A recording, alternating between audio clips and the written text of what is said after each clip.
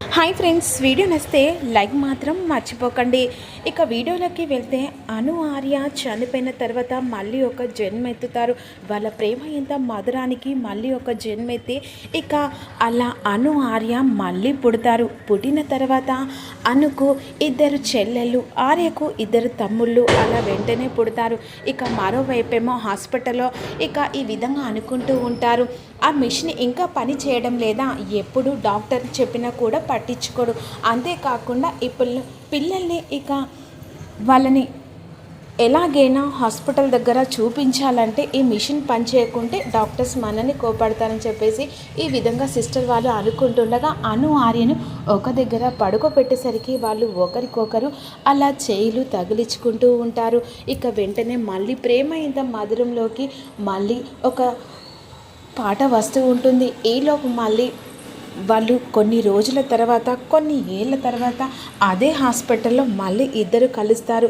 కాస్త పెద్దగైన తర్వాత ఇక ఆర్య అనుకు హాయ్ చెప్తూ చాక్లెట్ అందజేస్తాడు. అలా వెంటనే కొన్ని సంవత్సరాలు అయిపోతుంది. అలా గడిచిన తర్వాత అను పెరిగి పెద్ద అవుతుంది. అనురాధకి ఇద్దరు చెల్లెళ్ళు, అలాగే ఆర్య కూడా పెరిగాయి. అంతేకాకుండా ఆర్య కూడా ఇద్దరు తమ్ముళ్ళు ఉంటారు. ఇక ఈలోపు అమ్మ నాన్నలు పోగొట్టుకున్న అనురాధ ఇద్దరిని చెల్లెల్ని చదివిపించి వాళ్ళను ప్రయోజనం చేస్తుంది. ఒక బిజినెస్ మ్యాన్గా ఇక తను ఒక గుర్తింపు పొందుతుంది. ఈలోపు బాబాయ్ తన చేదోడు వాదోడుగా ఇక అను పెళ్లి చేయడానికి నిర్ణయించుకుంటాడు. ఇక వెంటనే అను ఈ విధంగా అనుకుంటూ ఉంటుంది, మీరు ఇద్దరి బాధ్యతలమ్మ, మీ చదువులు పూర్తయిన తర్వాత నేను పెళ్లి చేసుకోవాలనుకున్నా, కాకపోతే ఇప్పుడు బాబాయ్ నా మాట వినకుండా నా పెళ్లి చేస్తున్నాడు. అయినా అక్క మా గురించి పట్టించుకోవడం మర్చిపో, మేము ఎలాగో చదువుకొని పెళ్ళైన తర్వాత హ్యాపీగా ఉందాంలే అని చెప్పేసి అనురాధ ఇద్దరు చెల్లెలు ఈ విధంగా అంటూ ఉంటారు. అయినా నా చేతులుగా మీరిద్దరూ పెరిగారు. అమ్మ నాన్నను పోగొట్టుకున్న బాధ్యత అంతా నేనే తీసుకొని మీ ఇద్దరిని కంటికి రేపలా కాచుకుంటూ ఉన్నాను. ఇప్పుడు పెళ్ళైన తర్వాత మిమ్మల్ని విడిచి ఉండలేనమ్మా అని చెప్పేసి అని విధంగా అంటుండగా, బాబు చెప్పినా కూడా వినట్లేదని చెప్పేసి ఈ విధంగా అంటుండగా అదే సమయానికి బాబాయ్ వస్తాడు. విననమ్మా, ఎట్టి పరిస్థితుల్లో వినను, ఎందుకంటే నువ్వు ఒక ఇంటి దానివి కావాలి. ఇద్దరి చెల్లెల్ని కూడా నువ్వు ఇక వాళ్ళ చదివించి పెళ్లి చేయాలి. అయినా విననమ్మా అని చెప్పేసి ఈ విధంగా అంటూ ఉంటాడు. అయినా అమ్మ నాన్న చిన్నప్పుడే పోగొట్టుకున్నాడు. కష్టం కాయ అనుకుంటా ఇద్దరిని చెల్లెల్ని చదివించి ఒక ప్రయోజకురాలు అయ్యే సమాజంలో ఒక పేరు తెచ్చుకున్నావు. అలాంటప్పుడు నువ్వు హ్యాపీగా ఉండాలమ్మా, నీ పెళ్ళి జరగాలని చెప్పేసి ఈ విధంగా బాబాయ్ అంటూ ఉంటారు. అమ్మ నువ్వు వెళ్ళి బావగారికి పట్టుబట్టలు ఇవ్వాలి, నువ్వు వెళ్ళిరా అని చెప్పేసి అంటుండగా అనురాధ చెల్లెలికి చెప్పిన తర్వాత సరే బాబాయ్ అని చెప్పేసి ఈ విధంగా వెళ్తుండగా మరోవైపు ఇక పెళ్లి కొడుకుని తరపున అమ్మ నాన్న ఈ విధంగా అనుకుంటూ ఉంటారు. పెళ్లి బట్టలు తీసుకొని వెళ్తూ ఉంటుంది అనురాధ చెల్లెలు.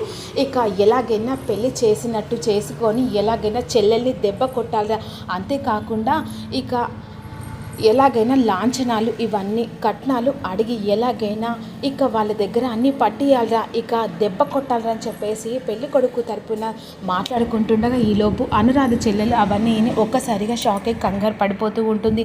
వెంటనే అక్కడి నుంచి ఇక లోపలికి వచ్చిన అనురాధ కంగారు పడుతూ ఈ విధంగా అంటూ ఉంటుంది. అనురాధ చెల్లెలు ఇంకో చెల్లెలకి చెప్తూ ఉంటుంది, అసలు వాళ్ళు మంచి వాళ్ళు కానట్టున్నారే అని చెప్పేసి అంటుండగా, ఆయన ఎందుకు అంత కంగారు పడుతున్నావు, లేదు వాళ్ళ మాటలు చూస్తుంటే ఏదో భయంగా ఉంది అని చెప్పేసి ఈ విధంగా అనుకుంటూ ఉంటుంది. సరే ఇదంతా వదిలే, బాబాయ్ చూసిన సంబంధం కదా, ఏదైనా బాబాయ్ ఆతెత్తి చూసి అడుగు వేస్తాలే అని చెప్పేసి ఈ విధంగా ఈలోపు ఆర్య మనకు ఎంటర్ అవుతాడు. ఆర్య ఆంజనేయ స్వామికి మొక్కుతూ ఉంటాడు, ఎలాగైనా నా తమ్ముళ్ళు చక్కగా చదవాలి, ఆ ప్రయోజకులు కావాలని చెప్పేసి ఆర్య మొక్కుతుండగా ఈలోపు ఆర్య దగ్గరున్న పనివాడి విధంగా అంటూ ఉంటాడు, అయ్యా నీ కోసమైనా మొక్కుకోండి కాస్త అని చెప్పేసి అంటుండగా, నా కోసం ఏం మొక్కుకోవాలరా, అంతా నా తమ్ముళ్ళ కోసమే కదా అని చెప్పేసి ఆర్య ఈ విధంగా అంటూ ఉంటాడు. నా కోసం ఏం మొక్కుకుంటారా, నా తమ్ముళ్ళే అంత అని చెప్పేసి అంటుండగా అదే సమయానికి ఇద్దరు తమ్ముళ్ళు వచ్చి కాళ్ళ మీద పడ్డ తర్వాత,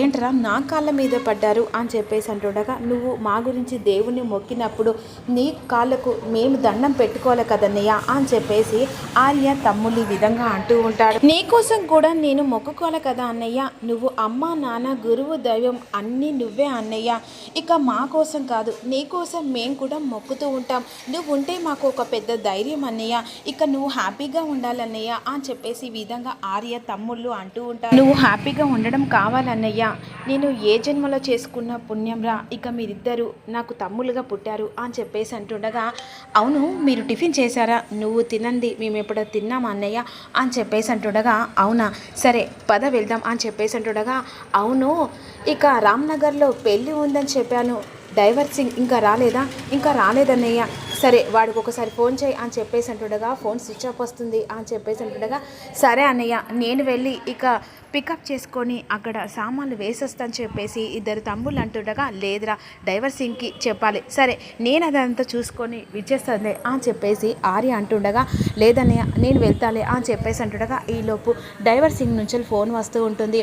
ఏంటి ఏం జరిగింది, అవునా అని చెప్పేసి కాల్ కట్ చేస్తాడు. వెంటనే ఏం జరిగింది అని చెప్పేసి ఆర్య అడుగుతుండగా, డైవర్ సింగ్ ఆత్మహత్య చేసుకోవడానికి ఇక ఏదో తాగాడట, దానివల్ల అందుకే రాలేదట అని చెప్పేసి ఈ విధంగా అంటూ ఉంటారు. మరోవైపేమో ఇక అను పెళ్ళి గురించి కంగారు పడుతూ ఉంటారు ఇద్దరు చెల్లెళ్ళు. మరి వచ్చే అప్కమింగ్లో అను ఆర్య మళ్ళీ ఏకమై మళ్ళీ కొత్త జన్మ ద్వారా మళ్ళీ పెళ్లి చేసుకొని ఈ కథ ఎటువైపు తిరగబోతుందనేదే తెలుసుకున్న ప్రతి ఒక్కరూ ఒక చిన్న లైక్ చేయండి. మళ్ళీ కలవడానికి మళ్ళీ పెళ్లి చేసుకున్న ప్రతి ఒక్కరు కామెంట్ చేయండి. Thank you for watching. Please subscribe మన ఛానల్.